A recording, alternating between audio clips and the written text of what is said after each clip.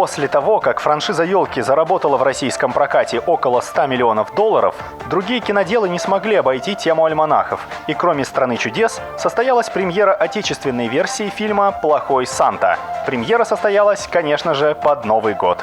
Говно, блять! Задолбало!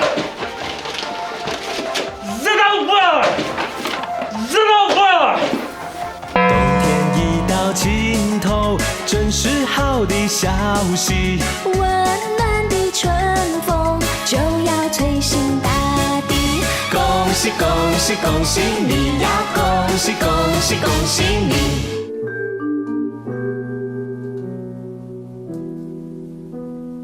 Режиссер фильма «Нереальная любовь» Арман Геворгян осознал, что рубить бабки на пособии для ТП – дело не столь прибыльное, а поэтому он ударил в самое сердце российского кинопирога, а именно в Новый год. Happy New Year! И его новый фильм с абсолютно нерентабельным названием Отсос, Дед Мороз! повествует о семье, которая распадается, ведь у отца семейства появилась любовница. По этой причине дочка прелюбодея обращается с просьбой к Деду Морозу. Сделай, пожалуйста, так, чтобы в этот Новый год мои родители были вместе. А вместе на небесах пойдет? Также в «Альманахе» участвует ведущий радио Иван Васильевич, и в этом фильме он нужен настолько, насколько негру из «Криминального чтива» нужен цитрамон. Да что за ёб твою мать? И пусть в новом году ваш корабль никогда не накроет волна. Я смотрю этот фильм уже в новом году и хочу спросить, что, волна говна не считается, что ли?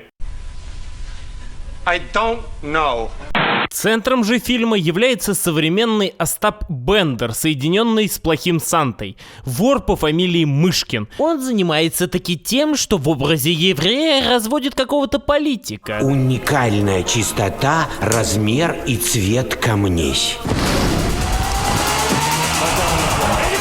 Лежать! На пол, ёб твою мать!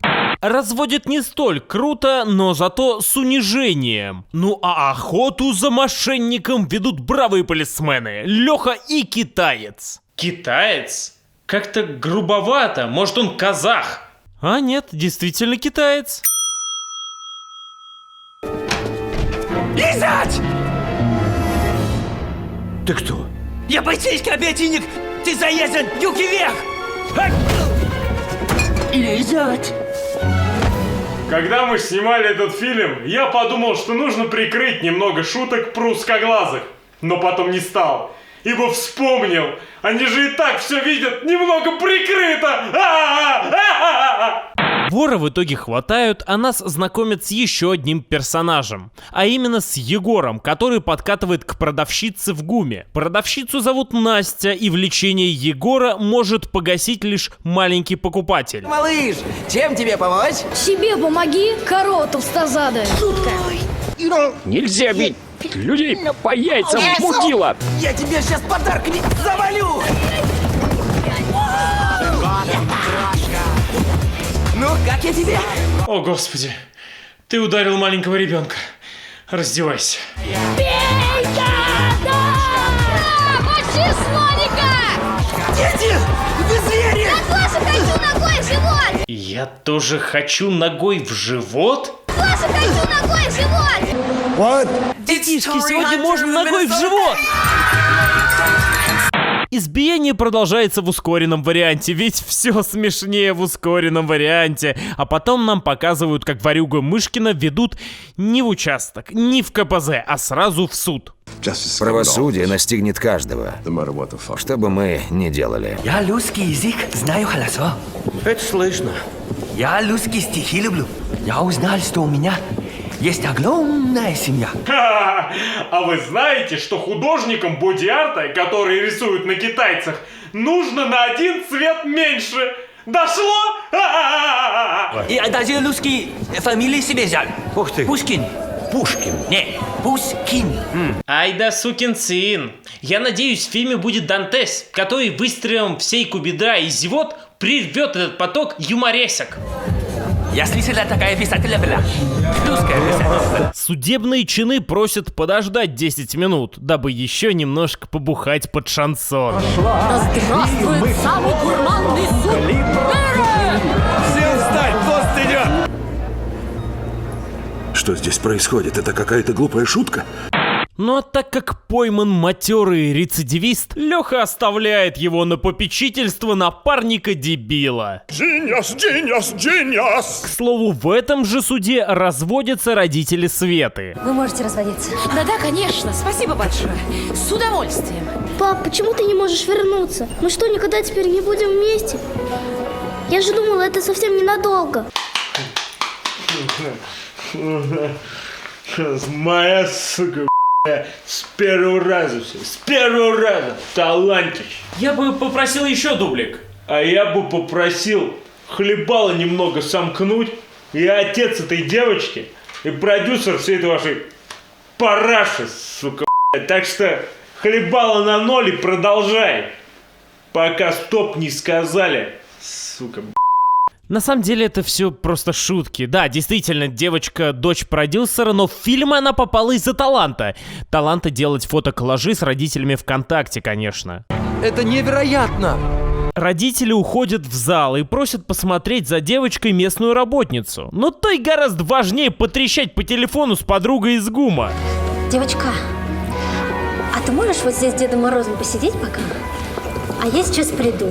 Извини, Геннадсвали. Давай. Лет через 5. Помогу. А ты можешь вот здесь посидеть пока? Это же суд! А вдруг ты сажаешь ребенка к подозреваемому в деле о оскорблении чувств верующих? Ты головой-то думаешь? Но больше всего в этой ситуации удивляет китаец, который издает странные звуки. Посидишь? Никуда не уходи. Ты слышал? Далее поговорить по телефону уходит и китаец. И нет, это не дурацкое оправдание для движения сюжета. Просто сценарист по телефону вышел поговорить. А ты правда настоящий? Ну, конечно. А, тебя мой костюм смущает. Как это? Панда кунг-фу. Как это? Панда кунг-фу. Панда кунг-фу. Ну а что? Кунг-фу панда, рис, палочки, стена, поделка вещей, размножение. О чем еще говорить китайцу? Я узнал, что у меня есть огромная семья. И кляпенька и лицо, более каждый колесо.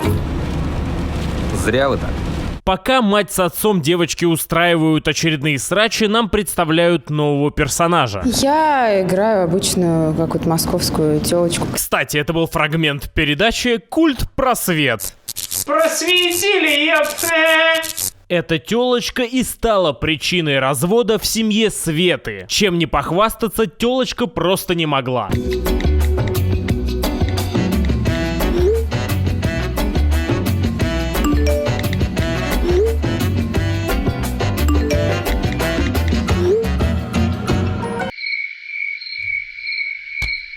Ты чё с Уганды? Аж в животе закололо. У самурая катаной из-за стыда от этих шуток. Тёлочка встречает у суда Леху, который с ней когда-то рос. Но тёлочке Леха не подстать, он какой-то полицейский. Ей нужен отец Светы, дочь которого уже успел развести ворюга. Он сказал, что исполнит любое желание маленького ребенка. Но сначала нужно организовать побег. Дяденька, вы вахтер.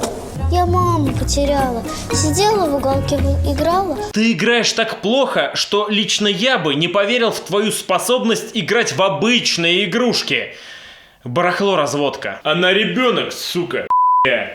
Будьте снисходительнее. Вахтер начинает искать маму девочки на камерах, причем без участия самой Светы. Маму Светы знают все! Ну а сама Света ворует один из огромного множества ключей. И вы хотите спросить, а что делает полицейский? Монголоидный разрез глаз, просторечие. Плоскоглазый. Видимо, по этой причине коп не видит, как Света следует всем указаниям ворюги, последний из которых запереть бухающих служителей Фемиды в кабинете, а затем нажать на пожарную тревогу.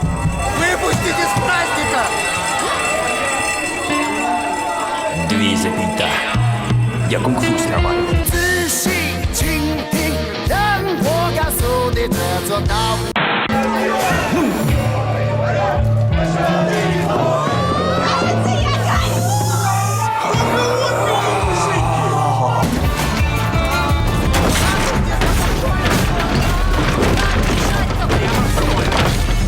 Ну и естественно, Мышкин похищает девочку и выбегает из здания. А отец Светы тем временем едет на радио, где работает Иван Васильевич. Отец Светы-то, оказывается, хозяин радиостанции. Казалось бы, почему?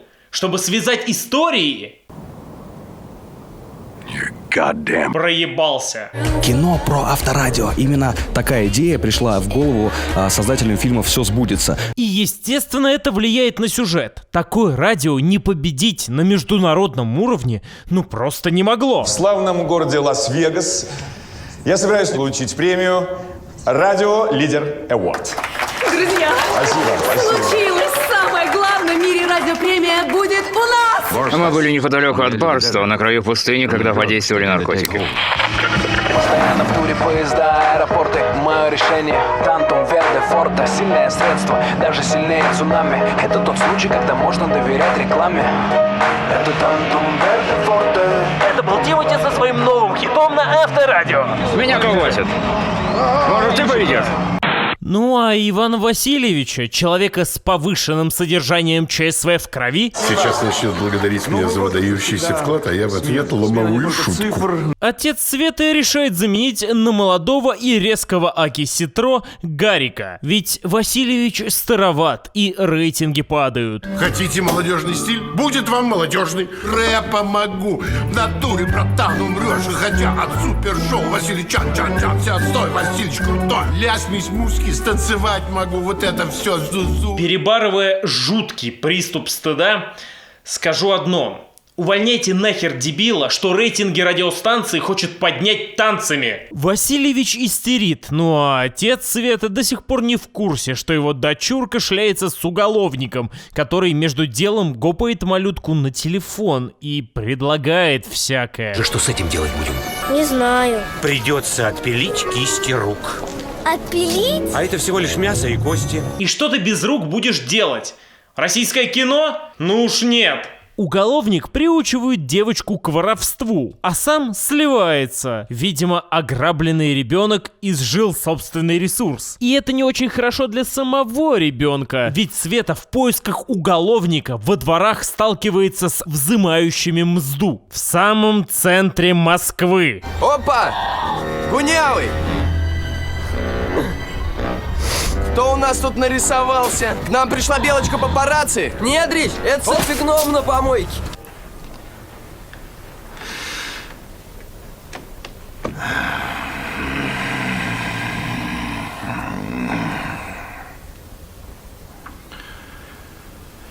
Да что ты, черт побери, такое несешь? Держи конфетку. Не бойся. Спасибо. Теперь ты нам что-нибудь подари. О, камеру, например, а? Это моя камера! Че, бля, я тебе рыло-то сейчас поправлю. Успокойтесь, мы же фильм снимаем, это актеры! Актеры! Это все... Извините, я просто думал, что нападаю. Так натурально играет, сука. Это моя камера! Мне папа подарил! Моя камера! Я сама не расскажу! Российская киношкола комедии. Мы обучим вас азам юмора. От передразниваний до универсального «Кто так обзывается, тот сам так и называется». Звоните сейчас, и вы получите бонусный курс. Первое слово «съела корова». Шутка, курс платный. Уголовник обнаруживает, что забыл ключ от тайника с ворованными деньгами в костюме Деда Мороза, так как на кону деньги, не возвращаться нельзя. Вам без лишних рассуждений очень гордо, чтоб сумели хулиганы накупить себе подарков. Слазь наесться шоколада. Дед Мороза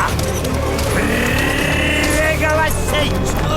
После раздачи Мышкин продолжает прикидываться Дедом Морозом. Тем более девочка доводит до сведения ворюги и мошенника весьма интересную информацию про своего отца. Папа, значит, у нас крутой бизнесмен. Очень крутой! Но это все меняет. Я хочу выкуп $2 миллиона купюрами с номерами разных серий. Купюры не новые и без пометок. Деньги должны быть положены в 2 жестких чемодана. К слову, похититель гуляет открыто, совсем рядом с полицейскими, но те его не видят. Запомни, большая работа начинается с большого перекуса. Куда заундейся? Потому что у них глаза узкие. Тут же отец Светы уминает продукт плейсмент. Его любовница же видит ребенка, но решает промолчать. А вот мать Светы промолчать не смогла и сообщила о пропаже бывшему мужу. А ты куда смотрела? Куда ты? Ты куда? У меня пропала дочь. А самолет? Если я ее не найду, никакого самолета не будет, а свадьбы тоже. Жди меня в кафе. Я, конечно, понимаю, что вы хотите сделать. В конце фильма вы сведете отца и мать ребенка. И для этого выставляете любовницу в дурном свете. Но тут-то, сука, ребенок пропал. Ребенок! Неужто она настолько мразь? Мамаша тем временем никуда не заявляет, а сама проводит расследование. Первым делом смотрит в камеры наблюдения. Видит, что дочь похитил Дед Мороз. Поэтому бежит именно в тот переулок, в котором была гопота, и через который проходила ее дочка. Адрес Бейкер-стрит, 221-Б. Тут маленькая девочка приходила. Вы ее случайно не видели? А? Мы тебе что, справочная? Или перу на ходу? Развязала нас быстро, коза старая. Ты чё, подмыл? Ты чё, такие все агрессивные? Это все, не? Официально. Это самые отсосные гопники в истории кинематографа. И так как копам никто не сообщил про похищение ребенка, те ищут лишь Мышкина. Ну прям как серпом по яйцам. Серпом по яйцам? По каким яйцам? По твоим! Кунг-фу панда. Нет, серьезно, мы поняли, что это тупой азиат. Хорош уже. Моя Москва это горень кокоса, моя Москва это зона спроса, и любая девочка это очень невозможно. Моя Москва это горень кокоса, моя Москва это зона...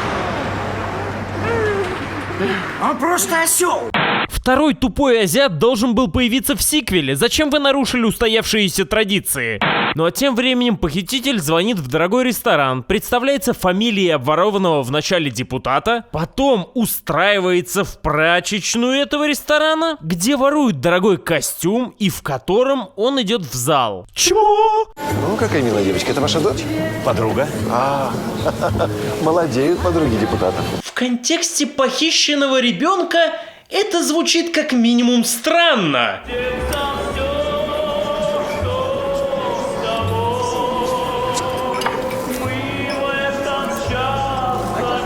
Мышкин замечает, что в этом же ресторане кушает политик, которого он обокрал, и именем которого Мышкин представился при входе в ресторан. На Скрябина заказано?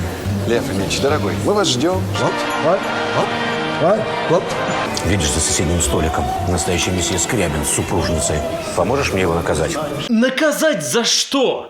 За то, что ты его ранее по сюжету обворовал? Света соглашается, подходит к депутату и просит помочь. Депутат с открытым сердцем помогает вместе с женой найти игрушку девочки. Ну а вор тем временем вытаскивает кредитку. Сама Света же подкидывает в тарелку помогающим ей людям таракана. Маленькая злобная ведьма. После чего Света с ворюгой говорят администратору, что известный депутат на деле мошенник и подкидывает в еду тараканов, чтобы не платить. И когда таракан действительно обнаруживается, администрация дорогущего ресторана делает с постоянным клиентом следующее.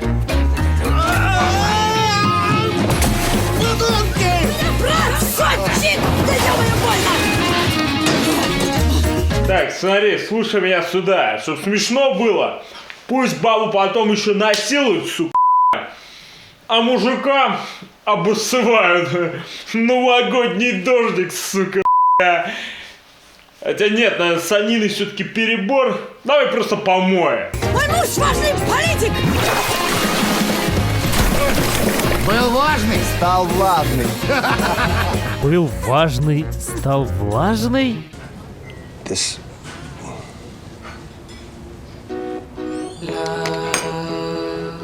Но история этой волшебной новогодней сказки для детей от 6 лет продолжается. И родители похищенного ребенка делают именно то, что и должны делать родители в ситуации, когда их ребенок похищен. Послушай, я всю жизнь работал ради вас. Я все это построил ради вас, а ты никогда и ничего не ценила. Я с ней столько лет одна.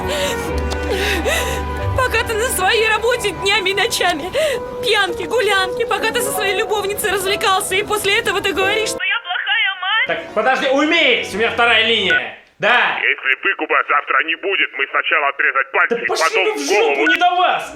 Так, слушай меня сюда, шалава. Я зарабатываю, а ты смеешь заявлять такое?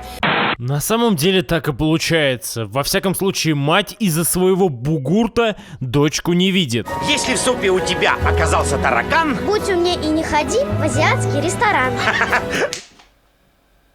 Варюга спрашивает, как же исполнить желание девочки? Как свести ее отца и маму? Несмотря на то, что это, казалось бы, его проблемы, он ведь это обещал. Девочку это не парит, и она рассказывает историю знакомства родителей, в которую включено кепка, сосание, рэп, сиськи, харканье и брекеты. У Варюги тут же созревает план, и он отправляет смски.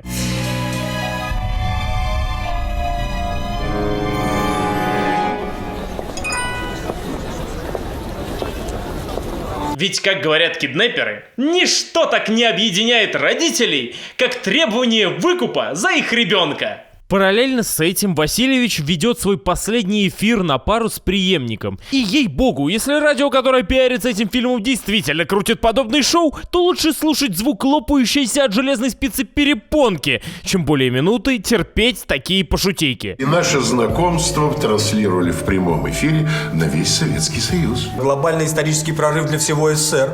Иван Васильевич познакомился с девушкой. От пидор. Разговоры про отношения доходят до того, что Игорек оказывается молодым человеком дочки своего антагониста Васильевича. Успокойтесь, Иван Васильевич! Иван Васильевич! Осквернил мою дочь! Море было захвачено легионами орков, которых вел самый жестокий из всей их расы Азок-Осквернитель. Ну а пока на радио потасовка, тёлочка приходит к Лёхе и наконец говорит, что видела и Варюгу, и Свету. Они за окном стояли. Мне конец, Лёш. Да ладно. Вот я попал так попал. Халатность вплоть до разжалования. Ребенка похитили, алло! Не дай бог изнасилуют. Мне ж тогда рекомендации на следующее место работы не дадут. А если при изнасиловании убьют, то я вообще никуда не устроюсь. Господи, я самый несчастный человек на этом свете. Да, последний раз себя так чувствовал, когда нас с тобой на выпускном под лестницей застукали. Помнишь? Мы тогда целовались в первый раз. Когда девочку из такого следствия мертвой найдут, вы еще на ее трупе сексом займитесь, ей-богу! Внимание! Подозреваемый замечен в районе Кузнецкого. Ты не представляешь, каких усилий мне стоило влюбить в себя и развестись с этой мымрой.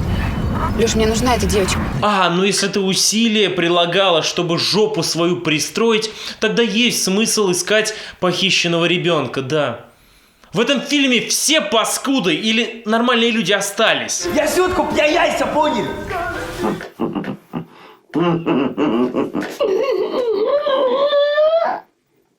Около Красной площади тёлочка выходит из машины, и так как она на каблуках, она скользит несколько метров и врезается в Мышкина. Ничего он меня не похищал. Я сама его вообще-то освободила.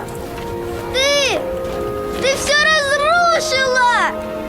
Что? Папу убила, а он маму любит и меня.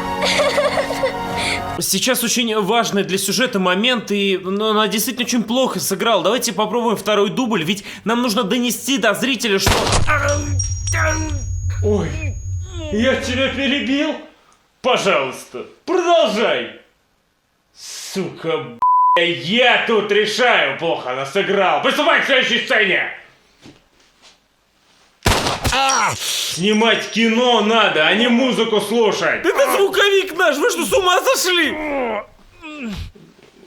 Сука, извини. Мышкин успевает легким движением руки заковать Леху и телочку в одни наручники, а заодно еще раз похитить ребенка, в надежде на то, что Леха не догадается снять свои же наручники. И Леха не догадывается.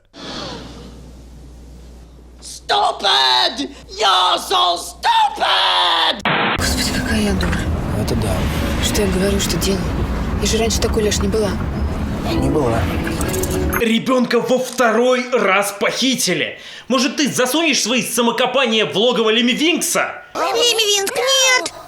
Господи, они опять сели в машину. Посмотрите на это посмешище. Да в 30-х комбинированные съемки лучше были. Зачем вам вообще машина? Могли как в КВН сесть на стулья. И, кстати, по какой полосе вы вообще едете? Я, конечно, понимаю, что Леха полицейский и езду по встречке мы бы схавали. Но езда по диагонали? Серьезно? Кстати, почему вы не попросили помощи у местных полицейских, которых в центре как игрушек на елке? Куда вы вообще поехали? Сейчас, секундочку.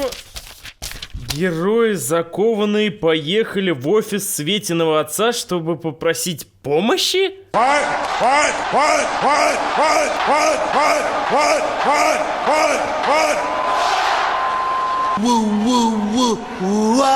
Слушай, ты видела их за моей спиной? Ты видела Свету, этого преступника, за моей спиной и не сказала мне ни слова? Ты что, рехнулась совсем? Смей на нее кричать! Да, кричать тут не стоит. Тут надо бить. Телочка в очередной раз демонстрирует свою сущность, оскорбляет отца Светы и уходит, хлопнув дверью. Удивительно, что она не попыталась своровать ребенка у Мышкина, дабы досадить своему бывшему, этому подонку, который только и думает, что о своей похищенной дочурке, а не о нашей прекрасной, невероятно красивой и замечательной героине.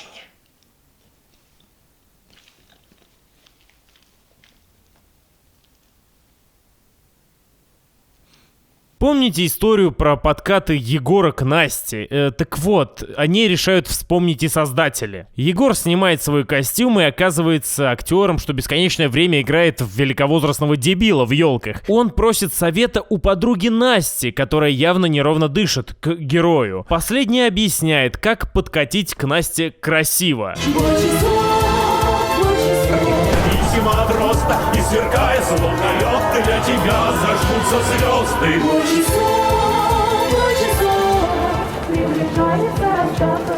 Красиво, уважуха, это машинальная жизнь. Разрешите, наконец, представиться.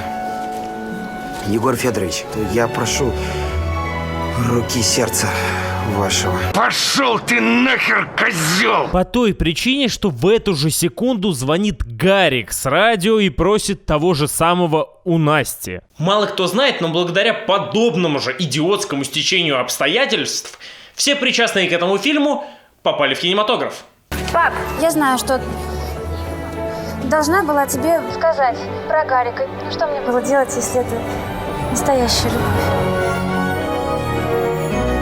«Реальная любовь». Фильм, откуда вы все скопировали, назывался «Реальная любовь». Не путай. Черт, задница.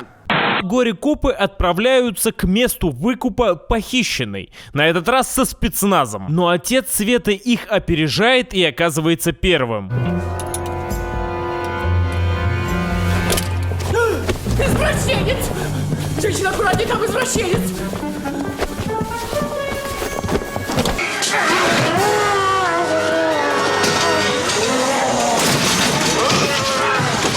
В бонус жена добавляет сотрясение. Мало ли кто там под свитерным капканом. Ну и наконец приходит отсос Дед Мороз. Ваша дочь у меня.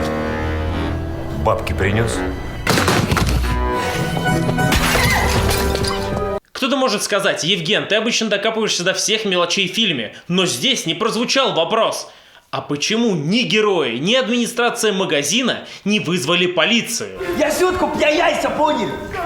Ни героев, ни администрацию магазина упрекать нельзя. Вопрос лишь в том, почему герои не забрали собственный чемоданчик с деньгами. Родители утаскивают девочку подальше от злосчастного магазина. И внезапно...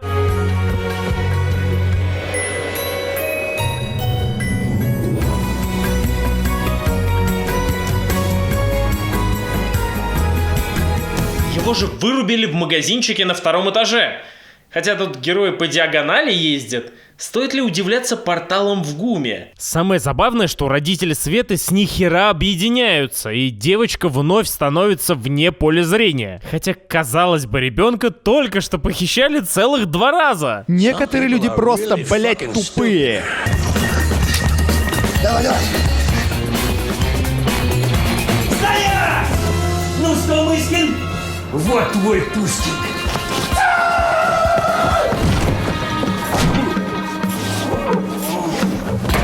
Как назвать китайца с IQ 15? Гений. Как назвать с IQ 150? Гонконг. Тем не менее, полиция берет количеством и, наконец-таки, окружает Мышкина. Но тот и не думает сдаваться. С Новым годом! Стой! Адиос!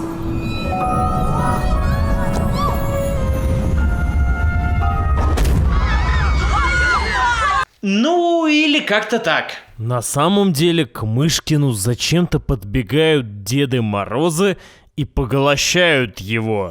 Кодекс чести Деда Мороза. Помочь собрату. Неважно, кто под костюмом.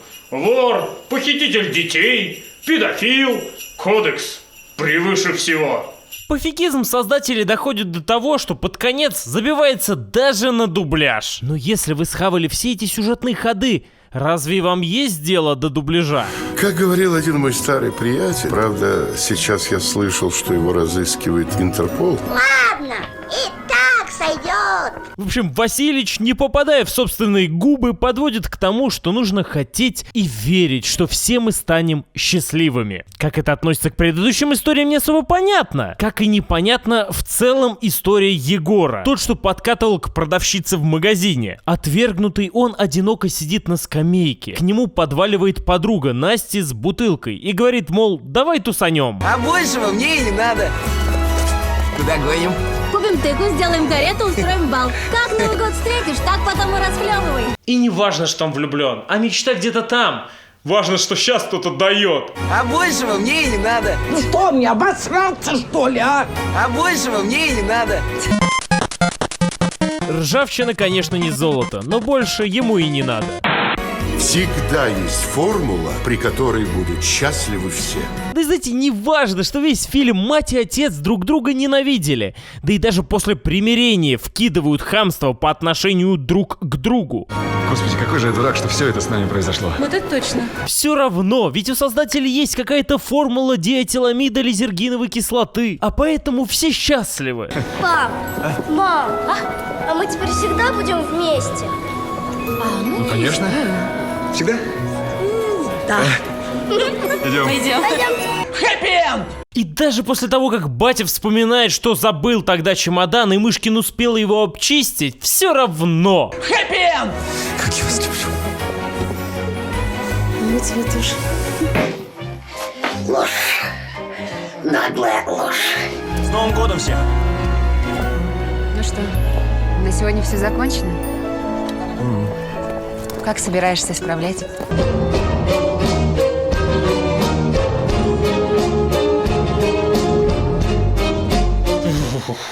В итоге телочка сосется с Лехой, Гарик сосется с Настей, Василич сосется с Блёдан. Блядство разврат.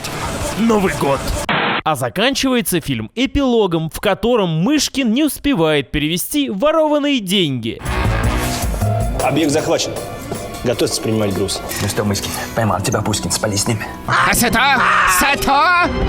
Но оказывается, деньги Мышкин хотел отправить в... Детский дом, это что? Ты кто такой вообще? Он Дед Мороз настоящий! Ну, конечно, настоящий. Уж я-то точно знаю. Момент извинения перед Эдуардом Хилем. Простите, пожалуйста, что ваше творчество использовали в этом говенном фильме. Мы вас все равно помним и любим. И вы заметили, как выкрутили? Это мразь, вор и похититель детей, который проехался по нервам потерпевших так же, как создатель этого фильма по человеческой логике, в конце оказался лучшим человеком на земле, ведь перечислял деньги детям. Я сейчас заплачу. И если спросить у создателей, как вы умудрились сделать настолько убогое кино, юмор которого в основном строится на унижении азиатов, Узкоглазых, азиатов, желтомордых, азиатов, гуков, азиатов, косых, азиатов. А сюжет заканчивается хэппи-эндом не по причине действий персонажей, а просто так. Почему бы и нет? В котором диалоги бездарные, а люди, которые их говорят, в особенности Акиньшина и дочь продюсера, вообще не пытаются играть. Это вам, сука, пытаться надо. У нас с первого раза все получается. Да, миленькая? Сука, В ответ на все эти претензии киноделы вам ответят: мы снимали, чтобы отдать деньги в детдом. Лучше бы уж дети голодали. Всего плохого. СОС Дед Мороз – качественный, нестыдный продукт. Очень добрая, красивая сказка. Можно долго говорить и подбирать яркие эпитеты в адрес фильма. Замечательная история, снятая в лучших традициях старых добрых новогодних комедий. Прекрасная, добрая, праздничная. Нет ничего лучше, чем пойти на СОС Дед Мороз в кино. Дед Мороз, пожалуйста, сделай так, чтобы в новом году было меньше продажных рецензий. Новый год же! Теперь у меня есть автомат. С Новым годом! Как шагнет за порог всюду иней, ай, сокер-порог синий-синий. Потолок витрина дрянской кучи, за шершавой стеной тьма колючая. Как шагнешь за порог всюду иней, ай, сокер-порог синий-синий.